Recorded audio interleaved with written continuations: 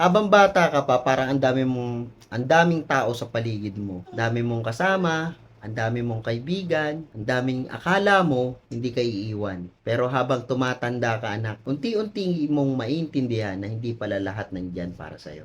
At unti-unti mo ring maintindihan na hindi mo sila makakasama hanggang dulo. At alam mo anak, okay lang yan.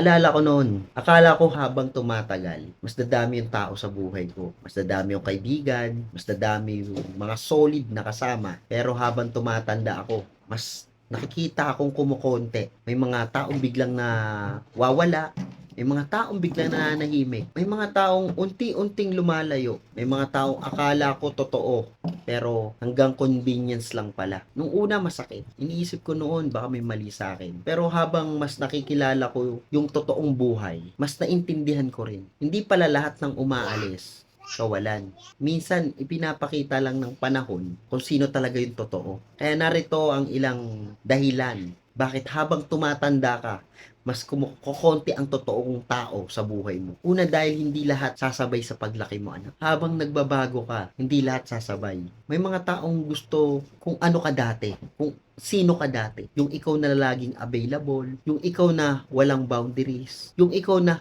madaling yayain kahit saan. Pero habang mas nagiging seryoso ka sa buhay, may mga taong unti-unting lalayo at masakit man isipin, normal lang yun. Sa pang dahilan habang tumatanda ka, mas kukonti ang tao sa buhay mo. Dahil hindi lahat komportable sa growth mo. Kapag pare-pareho kayong walang direksyon, madaling magsama-sama. Pero kapag nagsimula kang mangarap ng mas malaki, kapag inayos mo na ang buhay mo, kapag mas pinili mo na ang peace mo, may mga taong maiilang sa'yo. Hindi dahil masama kang tao, kundi dahil pinapaalala ng growth mo kung saan sila naiwan. Isa pang dahilan bakit habang tumatanda ka, mas kukonti ang totoong tao sa buhay mo. Dahil makikilala mo kung sino lang ang nandyan kapag mahirap na. Kapag masaya ang buhay, maraming tao. Pero kapag tahimik na ang mundo, kapag pagod ka, kapag wala ka ng maibigay, wala ka ng pera, wala ka ng value sa paningin nila, doon mo makikita kung sino talaga ang totoo. Yung iba mawawala kapag wala ng pakinabang. Yung iba tahimik lang. Pero sila pala yung tunay na nandyan.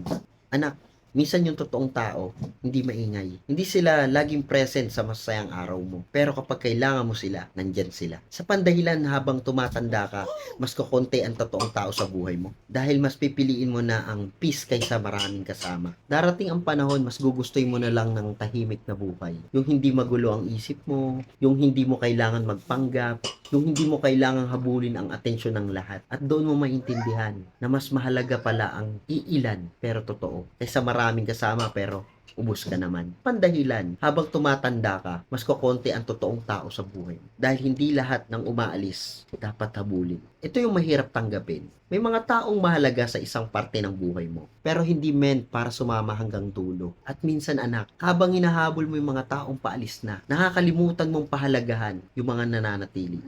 Anak, naniniwala ako dito. Hindi sinusukat ng buhay mo ang yaman mo sa dami ng tao sa paligid mo. Sinusukat ito sa kalidad ng mga taong nananatili. Kahit mahirap ka nang intindihin, kahit tahimik ka, kahit wala kang maibigay. Kasi madaling sumama kapag masaya ang buhay. Pero bihira ang taong mananatili kapag tahimik ang mundo mo. At alam mo kung ano ang kalaban dito? Yung takot mong mawala ng tao na makakasama. Kaya minsan kahit alam mong hindi na healthy, pinipili mo pa rin kumapit. Pinipili mo pa rin habulin yung mga taong matagal nang lumalayo. Pero tandaan mo anak, hindi lahat ng umaalis dapat pigilan. May mga tao talagang hanggang sa chapter lang ng buhay mo. Darating yung panahon, mas pipiliin mo na lang ang maliit pero tahimik na mundo. Yung may ilang totoong tao, yung hindi ka kailangang magpanggap, yung tanggap ka kahit hindi ka perfect. At kapag dumating ka sa puntong iyon, maintindihan mo rin na hindi pala kalungkutan ang kumonte tao sa buhay mo. Minsan, peace pala. Minsan, protection pala. Minsan, way iyon ng buhay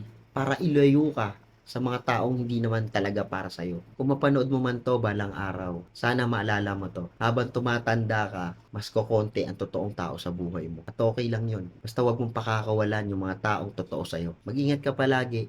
Mahal kita. Ganito lang.